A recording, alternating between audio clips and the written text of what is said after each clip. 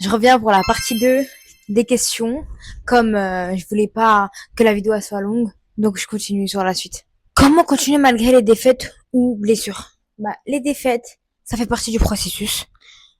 Même les meilleurs, les champions aussi, ils ont perdu.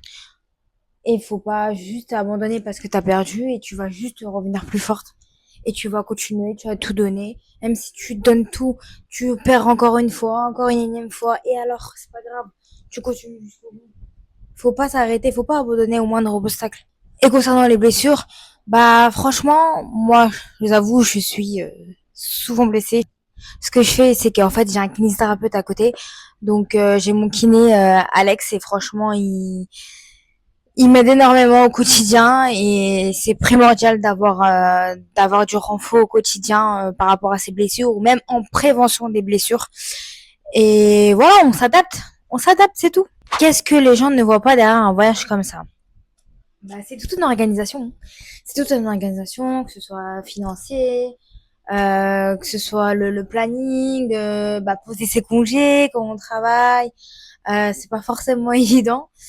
Donc c'est une grosse organisation, mais après voilà, une fois que tu t'organises, tu fais les choses, tu fais ta checklist, etc. Tout roule après. Tu t'es senti légitime là-bas en compétition? Bah ouais, franchement ouais. Pourquoi je me sentirais pas légitime par rapport à d'autres personnes? Donc c'est pas parce qu'elle elle peut réussir que moi je peux pas réussir.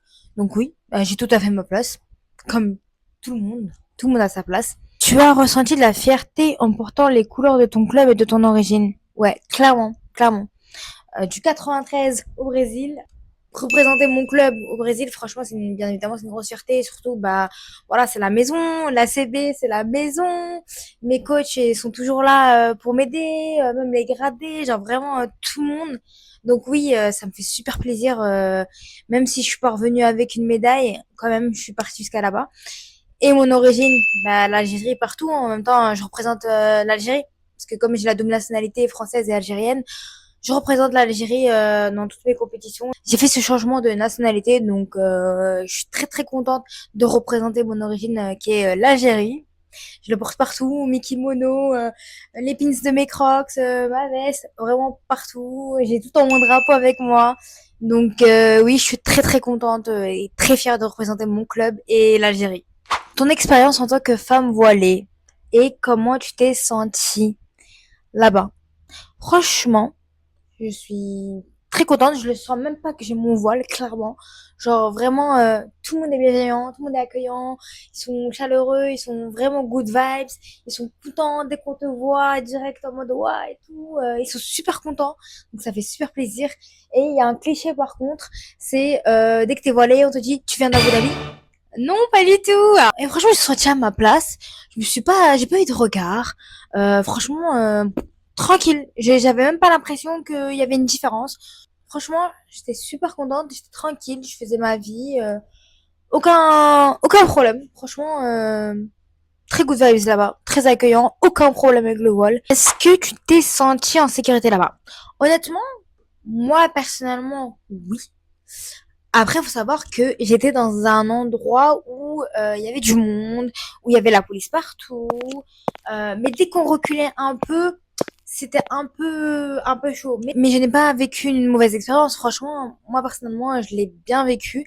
Je trouve que j'étais en sécurité.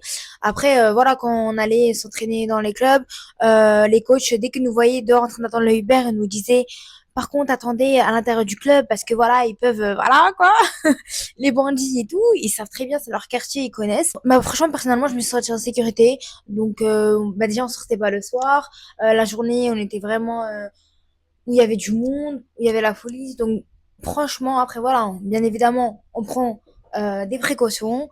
Voilà, on fait attention à nos affaires. On sort pas comme ça nos téléphones. On met nos sacs devant. Mais voilà, franchement, en tout cas, à Sao Paulo, du moins, moi, de l'endroit où j'étais, ou à l'hôtel où j'étais, et où on marchait, bah franchement, je trouve ça plutôt bah, sécurisant. Tu dirais quoi à une fille voilée qui veut faire la compétition internationale? Mais let's go. Que t'es voilée, que t'es pas voilée, let's go. Eh, ça là, c'est pas un frein du tout, mais pas du tout. Au contraire, franchement, c'est une force. C'est ton identité, c'est toi, mais let's go. Pourquoi tu vas te freiner? Tu y vas, tu fais ce que tu as à faire, tu tentes, et puis voilà. Franchement, il y a aucun problème international. Tu y vas, tu tentes et ne te mets pas de barrière. Ne te mets absolument pas de barrière. Tu y vas et c'est tout. Tu as pu t'entraîner avec des locaux? Oui, je suis partie m'entraîner au club Alliance Villa Mariana. C'était vraiment cool, que ce soit les coachs, les adhérents. Franchement, c'est vraiment cœur sur eux. Franchement, on était très très très bien accueillis. Tu as réussi à parler portugais? Bah franchement, honnêtement, je me suis débrouillée. J'utilisais Duolingo, ça faisait des mois que j'utilise Duolingo, mais en réalité, ce qui m'a le plus aidé, c'est qu'en fait, il y a une agent de ménage à mon travail qui est brésilienne. Du coup, à chaque fois, on parlait en portugais. En plus, comme un papa trop bien français, bah du coup, ça me force. Et donc, en fait, bah, je pense que c'est ça qui m'a aidé, le fait d'avoir parlé avec elle. Mais les bases aussi sur Duolingo, franchement, ils m'ont bien aidé quand même. J'ai pu me débrouiller, donc j'étais super contente. Après, voilà, sinon, j'utilisais l'application traduction sur le téléphone. Sinon, quand c'était des mots un peu plus compliqués, on essayait de traduire comme ça. Et une petite phrase de fin, ne vous limitez pas, tentez l'expérience, partez au Brésil, partez aux States, partez au Portugal, faites des compétitions internationales. C'est comme ça aussi que vous allez avoir de l'expérience et progresser encore.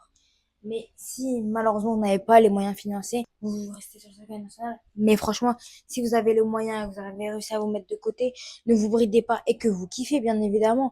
Mais voilà, faut pas vous mettre des barrières, faut pas vous freiner, faut pas vous dire ouais non, je sais pas c'est quoi mon niveau, que moi personnellement, je vais pas vraiment combattre dans le circuit national.